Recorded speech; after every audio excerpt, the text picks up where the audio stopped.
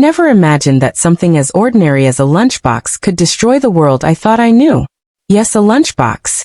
It sounds absurd, doesn't it? Something so small, so harmless.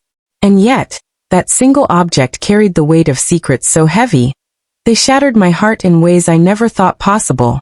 It all began one morning, when my daughter-in-law accidentally left behind my son's lunchbox at my house. Out of simple curiosity, I opened it. What I discovered inside was not food, not a sandwich, not fruit, not anything a mother would expect to find. Instead, it was betrayal. A letter, a piece of jewelry, and a photograph that changed everything. This is not just a story about a mother and her son. It is about trust, about the illusions we build around those we love, and about the devastating cost of secrets. My name is Farah. I am 58 years old, and until that moment with the lunchbox, I thought I had lived a relatively ordinary life. I grew up in a modest family, married young to my husband Rahim, and together we built a quiet life. He was the kind of man who believed in responsibility, in family, in loyalty. When he passed away 10 years ago, my heart felt as though it had been ripped from my chest. But I survived. I survived because I had 2 sons. And my eldest son, Saad, became my anchor. He was my pride, my strength, the reason I kept smiling. From the moment he was born, he was different, mature beyond his years, always protective of me, always determined to achieve. He excelled in school, brought home medals and certificates, and each time he did, I would proudly show them to neighbors and friends. This is my Saad, I would say, the son every mother dreams of. When Saad grew older and began working, I thought my life was finally stable. Then came Aisha, the young woman he married. She was sweet, soft-spoken, and from the first day, I accepted her as my own daughter. I often told people, I didn't lose a son in his marriage. I gained a daughter. I truly believed it. That Tuesday morning began like any other. Aisha had asked me to watch the children for a few hours while she ran errands. She arrived in a rush, juggling bags and trying to manage the kids at the same time. Ammi, I'll just be a few hours, she said, barely catching her breath. Go Beta, don't worry. I'll take care of them, I reassured her. In her flurry of movement, she accidentally left a bag on my dining table. I called out after her. Aisha, you forgot this. But she was already halfway out the door, her car pulling away. I glanced at the bag and assumed it was for the children, snacks perhaps. But when I opened it, I froze. Inside was a lunchbox neatly closed. I smiled to myself at first. Maybe she had packed something for the kids, or even for Saad. I opened it casually, and then my heart stopped. Inside the lunchbox was no food. Instead, there was a neatly folded letter. My fingers trembled as I opened it, and the moment my eyes caught the handwriting, my stomach churned. It was Saad's handwriting. At first, a part of me felt warm. Perhaps he had written something sweet for Aisha? A love note? But as I began to read, my heart turned cold. My love, I can't go another day without you. Every moment with her feels suffocating. You are my escape, my true life. Please be patient just a little longer. Soon I'll leave Aisha, and then we can finally live openly without secrets. I dropped the letter as though it had burned my hands. My chest tightened, my breathing grew shallow. This was not meant for Aisha. This was not meant for his wife. This was meant for someone else. With shaking hands, I picked up the small velvet pouch. I pulled the string and looked inside. Out slid a delicate gold bracelet. My vision blurred as I read the engraving. Forever yours, Saad and Sarah. Sarah. The name struck me like lightning. I had heard it once before, in passing years ago.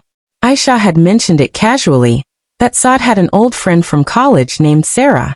I never thought much of it. Just a friend, I had assumed. But now that name felt like poison. Finally, my trembling fingers lifted the photograph from the lunchbox. My breath caught in my throat. It was Saad, my son, my pride, my anchor. And he was standing beside a woman who was not his wife. She leaned against him, her arm wrapped around his shoulders, both of them smiling like two people deeply in love. Behind them was the name of a hotel. Not a casual place, an expensive one. My knees nearly gave out. I clutched the table for support. I cannot put into words the pain I felt in that moment. It was as if the world I had built around my son crumbled to dust. I remembered his childhood, his innocent promises. I remembered him holding my hand at his father's funeral, whispering, "Amy, I'll take care of you. I'll never let you cry." And yet here I was, my cheeks wet with tears, my hands trembling as I stared at evidence of betrayal. Betrayal not just to his wife, but to the family, to everything we stood for. That night, I didn't sleep. I lay awake, staring at the ceiling, my mind racing. Should I confront him? Should I tell Aisha? Or should I bury this secret deep inside, protecting my son even if it meant lying to myself?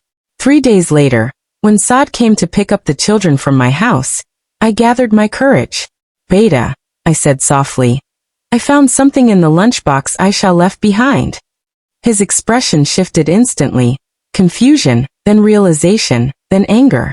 "What lunchbox?" he snapped. I held his gaze. "The one she forgot here." "Saad, there was a letter. A bracelet. A photograph. How could you do this to her? To your children?" His jaw tightened. "Amy, you don't understand." "Then help me understand," I pleaded. "Tell me this isn't what it looks like. Tell me you're not betraying her." Instead of answers, he gave me silence. Then, with coldness I had never heard from him before, he said, "This is my marriage. My life. Stay out of it." My heart broke all over again. A week later, Aisha visited me. She looked pale, her eyes swollen as though she had been crying for days. After the children ran off to play, she sat across from me at the table, clutching her cup of tea like it was the only thing holding her together. "Amy," she whispered, her voice trembling. "Do you know where Saad goes after work?" My throat went dry. "I found messages," she continued, tears spilling down her cheeks. "I confronted him, and he said it was nothing, just stress, just a mistake. But Amy, it's been going on for years." I reached across the table, holding her hands in mine, my own tears falling. "Beta, I know. I saw the proof." Her sobs grew louder. I stayed quiet for the children. I didn't want them to lose their father. But I can't live like this anymore. I love him, Amy. But love shouldn't hurt this much. Her words pierced my soul. Every night after that conversation, I was torn apart. I could hear my late husband's voice in my head. "Farah, protect this family. Do not let it break." But how could I protect something that was already broken? If Aisha left, the children would suffer. If she stayed, she would suffer. And if Saad continued his affair, we would all suffer. I prayed, I cried, I begged God for guidance. But the silence of the night gave me no answers. One evening, unable to bear it anymore, I decided to see the truth with my own eyes. I went to Saad's house unannounced. His car was outside, lights glowing from within. My heart pounded as I knocked on the door. Aisha opened it. Her face was pale, her eyes red from crying. Inside on the sofa, sat Saad, with his head in his hands. And beside him sat Sarah, the woman from the photograph. The air grew heavy as our eyes met. Before I could speak, Sarah stood up and said, "Auntie, please try to understand. Saad and I have loved each other for years. He only married Aisha because of family pressure. He was never truly hers." Her words cut deeper than knives. And Saad, my son, my pride, my everything, did not deny it. He just sat there in silence. In that silence, my world collapsed. The days that followed were filled with tears and heartbreak. Aisha eventually made the hardest decision of her life. She left. She took the children and moved away, determined to protect them from growing up in a house built on lies. Saad married Sarah soon after. But I could see it in his eyes. He was never truly happy. The guilt lingered, clinging to him like a shadow. And me? I made my choice. I chose to stand with Aisha and the children. Because sometimes, love means protecting the innocent, even if it means losing the ones you gave birth to. So if you are hearing my story today, let me tell you this. Never ignore the small signs. Never think betrayal can remain hidden forever. And never forget. Sometimes the people you love the most can be the ones who break you the deepest. But you must rise again. You must choose strength. Because true strength is not about holding on to something broken. It is about knowing when to let go.